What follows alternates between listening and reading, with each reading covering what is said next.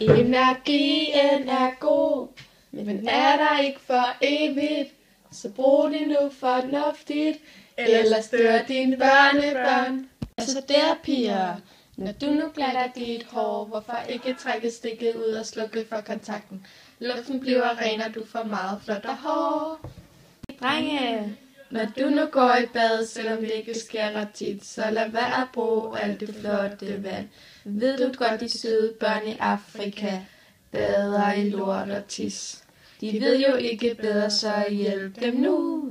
Energien er god, men er der ikke for evigt, så brug det nu fornuftigt, ellers dør dine børnebørn. Nu skal ned og have kimchi brus, så lad dog være at blive kørt i en gammel spand.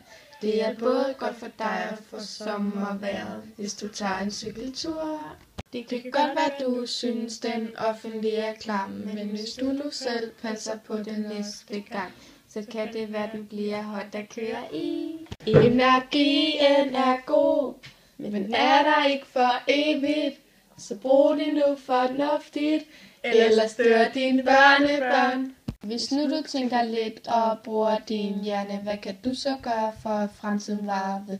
Du kan faktisk spare penge ved at spare energi. Det vidste du måske ikke, men det er jo 2 i 1. Det var mega nice at fortælle dig lidt om, hvad du kan gøre godt for din fremtid og dine venner.